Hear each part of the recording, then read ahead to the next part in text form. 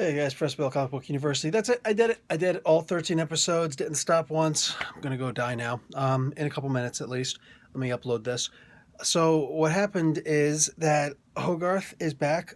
Love Hogarth, and yeah, Jaren Hogarth, and she's there with Ward, and Ward is trying to help her out. Like, listen, Danny was framed by my dad. And she's like, wait, how's that even possible? And all of a sudden he comes walking and it's like, oh my God, you're still alive. Wow, gee. And she never trusted him. She acknowledges as much later on because, he's kind of a douchebag. So, yeah. So they're trying to figure out what's going on there. Harold, as it turns out, is the one who arranged the plane crash. So yeah, he is essentially the same Harold. He did it in a different way, but yeah, he killed the Rand family. And go to Bakuda's compound for proof of innocence. It doesn't really get them too far. It just gets them more questions because Madame Gao was left there and everybody else left. And that seems to be a big issue here. Everybody congregates at Rand Towers, but nobody's where they're supposed to be. And pinning that till the end of this particular episode, um, Ward is actually told by his dad, "Dude, betray me one more time, and that's it. You did." And he wasn't playing around. He actually whacked her in the back of the head with a fat golf club. Was that like a 9 iron or something? I don't know. I think that and the putter, I think, are the only two I know because that's the ones that Casey Jones uses in Teenage Mutant Ninja Turtles. Anyway, so uh, Danny comes flying at what they do is they do the attack thing, and the three guys go in after them, and man, freaking what you call it, the everybody gets up there, and what's her name? Oh, what is her name? Colleen Wing. I can't believe this. See how tired I am. Colleen actually gets caught, and she's about to get shot by Harold Meacham, and all of a sudden, Danny Rand comes flying in, swinging in. But is he like Spider-Man? It looked to me like he was on a Goblin glider. Personally, either way, he comes in on this big, I guess like one of those window washing platforms, and just boom, Iron Fist right through the window, and then does another Iron Fist, gada boom, right down on the ground. So powerful, it knocks out at least like three sides, maybe all four sides of the that particular level of the tower. Sick. So yeah, I'm going to call it the smoldering shockwave. That's what I decided to call it. So they finally win at the end, and they decide, hey, here's another way to kill the dude: cremate him. So they actually cremate Harold. So he's gone. He's done. And when they're sitting there, the three main heroes are sitting there in Colleen's dojo, and it's Colleen, it's Danny. This time he comes to bring them. By them I mean Colleen and Rosario Dawson's character Claire Temple brings them pizza. It's like, wow, not as fancy as last time.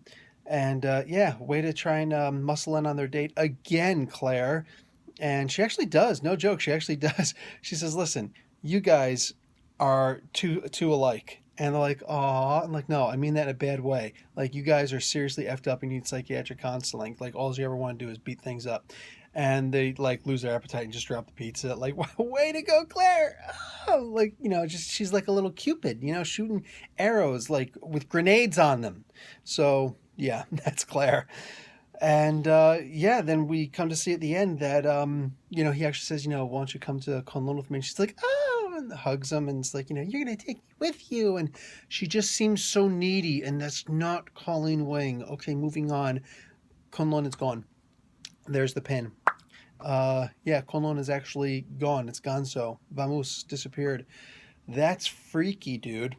That's freaky. So yeah, now what happens? Seriously. Well, the defenders, obviously, and Madame Gao is listening in as Davos is talking to Joy Meacham about, yeah, we're gonna have to kill Danny Rand. So yeah, I had a feeling it was gonna go bad. I know that Joy is malleable. I didn't realize she was quite that malleable. So we'll see what happens if that actually works out that way. Yeah, and that's it. This was without a doubt the least exciting of the Marvel Netflix series. So I still don't see where the critics are coming from, but Honestly, I could see them giving a negative review. It is what it is. For those first six-ish episodes, I didn't see them as bad. I saw the first 8 episodes as just amazing, and they were still good after that. But like last episode was kind of like a coitus interruptus of an ending, and this one, it was cool. It wasn't bad, but it wasn't great. And I was really expecting something great. So, yeah. In fact, every time they kept on saying you're not bulletproof, I'm thinking to myself, oh, if this were the comic books, Power Man and Iron Fist, baby. Power Man is Luke Cage, and just seeing those two together would have been perfect, Luke Cage was always bailing Iron Fist out of trouble that he got himself into. So, but yeah, I'm gonna say this was good. I liked the series; it was good. But comparing it with the other ones, it wasn't that good. You want me to compare it with like Smallville? I'm taking the budget of Smallville was a great TV series. This was better. This was better because I have to take the budget into consideration. I would say that this is on par with the first season of Arrow.